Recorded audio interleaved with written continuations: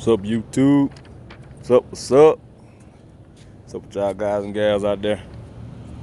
All right, this is the long-awaited video. What's up, YouTube? What's up? What's up? What's up with y'all guys and gals out there? All right, got the long-awaited video of my Lone Mountain review, pretty much.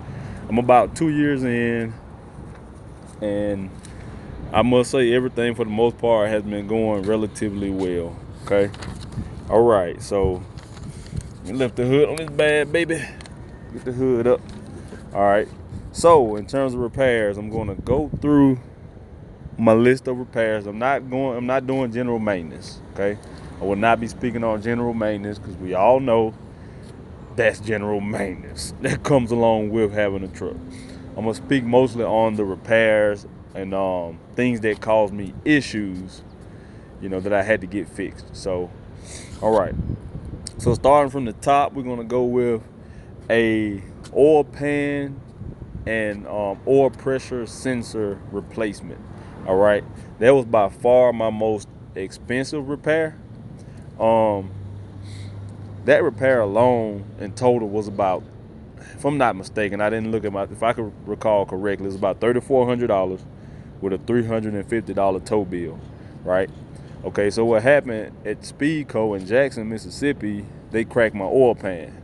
Okay, I was recommended by a Volvo tech, off record, nothing from Volvo, his personal advice. He said, since it was a fresh oil change, go ahead and run that oil, keep a check on my oil level, put oil in it as needed, and come back and get all that fixed when I got my next oil change. That was pretty solid advice to save money, but hindsight 2020, I wish I would not have listened, because that basically ended up biting me in the butt. What happened was I let the truck sit for about 3 days, and it was leaking oil constantly the whole 3 days. So when I came to crank it, I added oil to it. Okay, then I added oil, waited for a while, checked my oil level, and it seemed like it was all right, like, okay, good. So cranked the truck up, it would run for about 6 seconds, then cut off, getting a warning sign saying I think it was a no oil level sensor or whatever. Okay, so I had to get the tow truck out, $350 to go a mile. A week and a half later, $3,400 bill. And it all came from a cracked oil pan caused by a technician that claimed he didn't do it. I didn't feel like fighting back and forth and going, all that. I just, whatever. I should have, though, but I didn't. Okay, that was the most expensive. The next, it's probably the radiator. I had to get the radiator replaced. It was, let me show you what it was doing. The radiator had a leak from one of the screws, like it was leaking, and I had to get a new radiator. That ran me about $1,200 in total, give or take, right? So that was that. The repair, I mean, it happened relatively quick. They fixed it in a day. About $800 for the radiator, about, if I'm not mistaken, $400 or $500 in labor, something to that effect, right? Next, I had a starter replacement that came in at about $1,000. Now, I'll be honest, that starter replacement, the starter wasn't even the problem. So I got a fresh starter for nothing, basically. I'm gonna make a video about that. It was crazy. It was real crazy what the issue ended up being. You wouldn't even believe it. But it cost me $1,000. And I was at a fuel island, and the truck wouldn't crank back up. So I did everything I could, and I was looking at a $1,200 tow bill to the nearest Volvo, and I was at a TA, so the TA tech came out, put a new starter on it, which didn't fix the problem. I ended up fixing the problem myself. It's gonna be crazy when I make the video about it and you see what it was, but nevertheless, $1,000 repair. Okay, coolant tank. I had to put a new coolant tank on. I did that myself. I gotta add some coolant to that thing. I did that myself. I ordered the cooling tank. It came in at about $270, and I took all the proper steps, you know, did everything I had to do in order to change that. So I changed that myself and saved on the labor. I had let's come around here. I had a hole in my air line. Okay, I had to get that fixed. I was at a TA. That came in at about $220. If I ain't mistaken, like right here, that airline, like it had a hole had rubbed in it from something. I can't really remember what it was, but something rubbed a hole in it. Okay, I had let's see, this right here, this level sensor or whatever it's called, that thing right there, little silver thing. Had to replace that. That was leaking air. That came in at about $170. I took it to a Volvo dealership for a PM, and they didn't change, I think it's that fuel filter right there. They didn't change that one, and I didn't know it. The truck was running kind of crazy, and I figured a new fuel filter would fix it. So I with all new fuel filters. So I got the PM, went up the road, got about 700 miles up the road, and it was doing the same thing. It was losing power up, going up hills. It was running rough, you know, like it wasn't getting good diesel. So I ended up going to another. I paid like $420 for a PM. I ended up going to another Volvo dealership. They diagnosed it. Come to find out, the fuel filter hadn't been changed. So Volvo in Jackson, Mississippi charged me for a filter and all that, and they didn't do it. They didn't do the right job. They didn't change the filter. So that ended up costing me about $220 for them to just diagnose it and change the filter and everything. Also, at the same time, they did not put my oil cap back on. They did not put my oil cap back on. So not only did they not change my filter when they said they did, but the tech did not put my oil cap back on. So word to the wise, when you get a PM, always check your oil level, check your oil cap, make sure everything is back where it's supposed to be. Get you like a high heat, a permanent marker. Put a little mark, put something on all your filters, okay? Put a mark on all your fuel filters and oil filters, and that way you'll know if they changed it or not, because they'll get out of there without changing it. You know, at a TA one time, they didn't change my fuel filter. I had to ask, hey, did you change my fuel filter?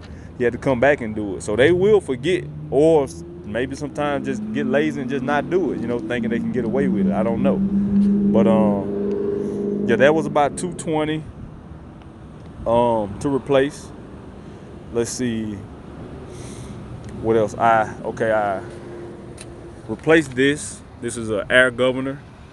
I replaced that, the air dryer filter, and I had my purge valve rebuilt all at the same time. Now that may sound expensive. That wasn't expensive. That only came in at about $130. The parts, I ordered them myself online. Parts came in at about $90. The technician actually rebuilt my purge valve. He used parts from another one they had and spliced my good parts with the good parts on that one, and rebuilt it for me. You know, that bought me some time and saved me a little money, but now I'm actually to the point I have to just buy a new one and have it put on. So that shouldn't be nothing too crazy. Let's see. In terms of actual repairs, that's pretty much it. Now, things I need to get done, I need to get a switch put in my door over there on the passenger door, because the window does not go up and down. I'm actually doing that myself. I got the door torn down. I need to just finish it. I need to get a new air compressor. Now this is gonna cost a little. This is the air compressor right here. This little rusty thing right there. The whole thing. That's the air compressor. I need a new one because it's purging air about when I'm idling, it's purging air about every 9 to 11 seconds, and when I'm driving, it's about every 4 to 6 seconds. Now, it's not messing with my air pressure or anything. But it's just that the recycler, it's a recycler valve or something like that, that's in the compressor that makes the truck basically use the same air over and over. Once it builds that air, it circulates the same air. So what's happening is that recycler valve is not recycling the air, and it's constantly building new air into the system, and it's purging the old air out my purge valve. That's why I need a new purge valve, because it's purging so much, it's wearing my purge valve out. So if I fix my compressor, that's gonna fix the purge valve issue for the most part moving forward. All right, now I think I'm getting to the point where I may need to get my injectors done, because that's one thing with these trucks, these D13s, the Volvos, especially the 2014, 2011, 2012, basically from the time they started making the D13s or whatever.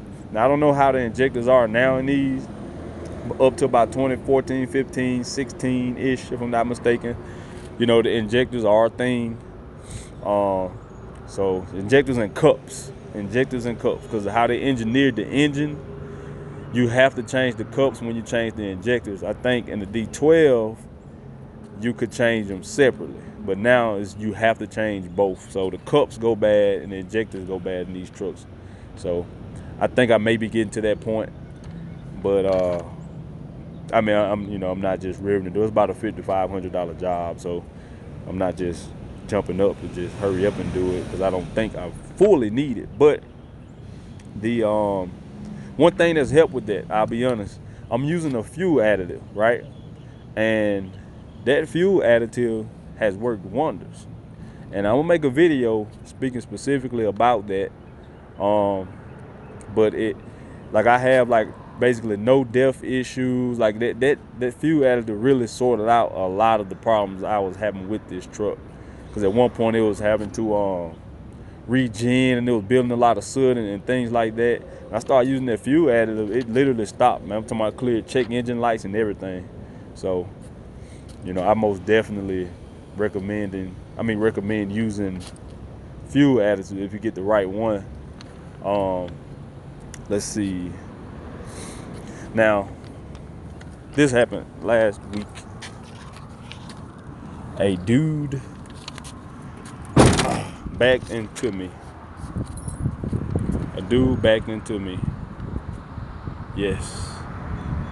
Dude backed into me, and he was honest about it, you know. He was real honest about it.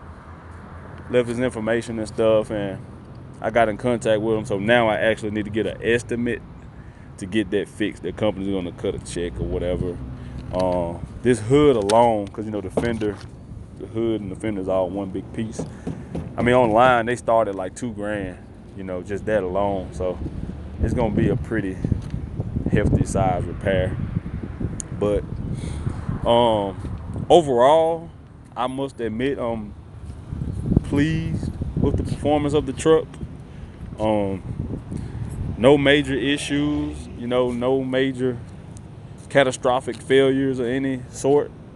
It's going on 2 years, y'all. I've had the truck almost 2 years now, and it has allowed me to make some money. You know, it's been on the road enough for me to make some money, and I can most definitely see myself shopping with Lone Mountain again. My 6-month warranty went out. I did not extend my warranty. It would have been an extra like $300-400 a month.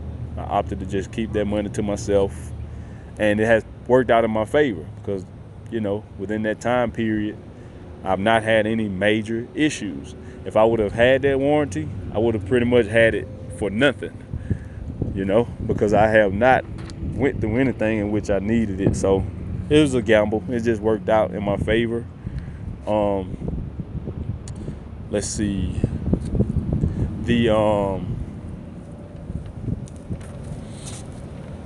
Let's see.